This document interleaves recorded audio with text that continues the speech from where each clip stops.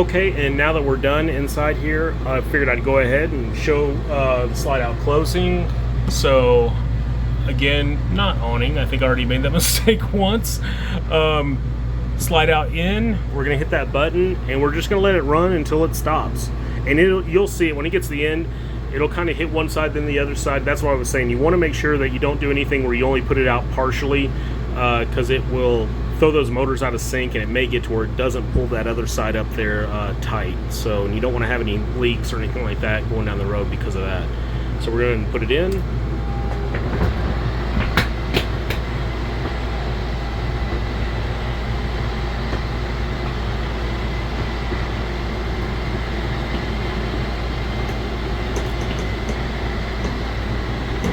And again, you're going to hold this button down. There, let off. So when it stops, you can let off the button. Every now and then you want to go through and condition the slides. You want to check, or the rubber around the slide, you want to check back here to see how these are feeling. Make sure nothing's getting too dried out. Same thing on the outside as well. Just go around, double check the slides. The rubber around them. They sell a conditioner for them. I don't know if I have any left. I've used it sometimes on this. They say you don't have to do it all the time, but I've done it a couple times, I think, on this. As far as turning the AC off and on, the controls on this are pretty simple. It's a Dometic 15,000 BTU unit, I believe. I'm going to post all the specs with this listing as well, so everything will be accurate.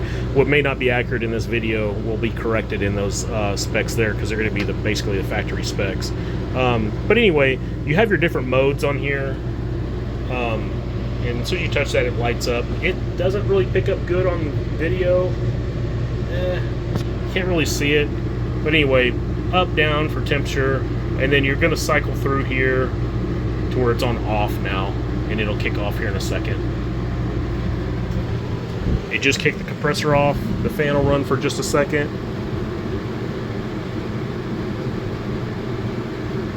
It's just part of its cycle process, and I need to go over here and turn this one light off. There goes the AC. These lights here underneath the bed are independent of the overall light switch, the main light switch itself. And also, too, cool thing with these is if it's too bright in here, you can turn off each one of these. Each one of these has its own little button. So sometimes, like, you may just want these off, this one off, this one off. Maybe you just want the one in the corner over there by the fridge. And I don't think I addressed too much with the fridge. I don't know what size this is exactly. Why do I want to say it's 6 cubic feet? I will put the specs in for that as well. And again, it's electric and propane both. So it's kind of nice, because if you're not connected to anything, you can leave your fridge running without worrying about it being a drain on the battery. And it does take a little while to get cold, so if you go through and it's been hot and you're getting ready to start your day, you're not going to be able to just throw your stuff in the fridge right away. It can sometimes take a few hours. I would normally, if we were going to leave somewhere, let's say we were going to leave somewhere tomorrow, I would probably set everything up tonight and turn the fridge on the night before. That way the next morning it's going to be nice and cool by then. That's the difference between this and like 12-volt fridges that cool down pretty quick.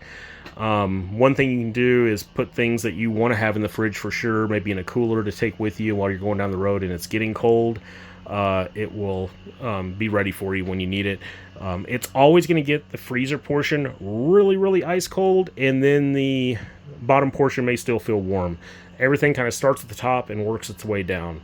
And for controlling the temperature of the overall fridge, you're going to slide this bad boy up and down. It tells you here on the wall.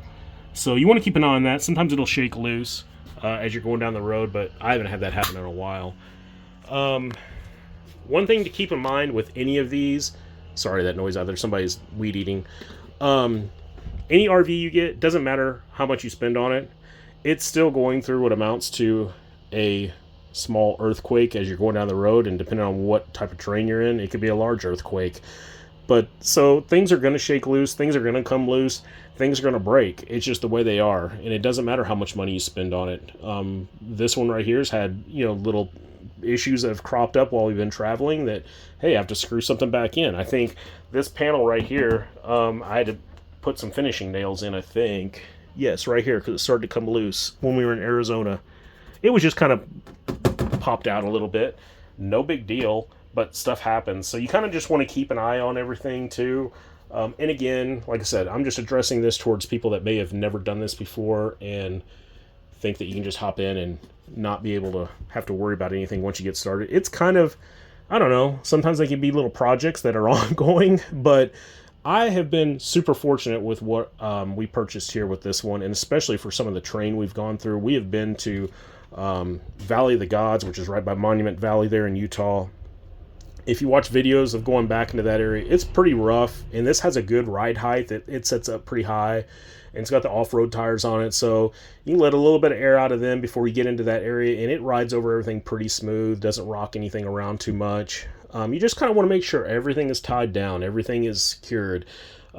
Maybe don't ride with this up here, because see how loose it is like this. So sometimes we would just take this and maybe put it inside that cubby there.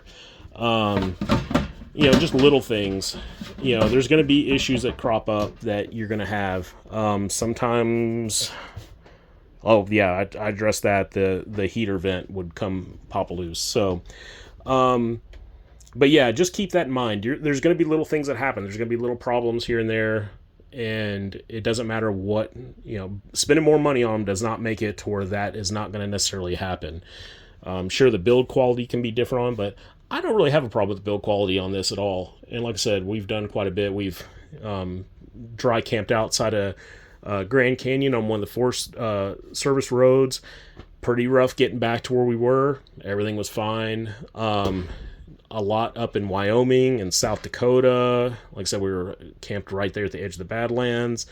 Wyoming, we went way up a steep rocky grade to get to where we were parked for one night, and it was worth every bump we took it through.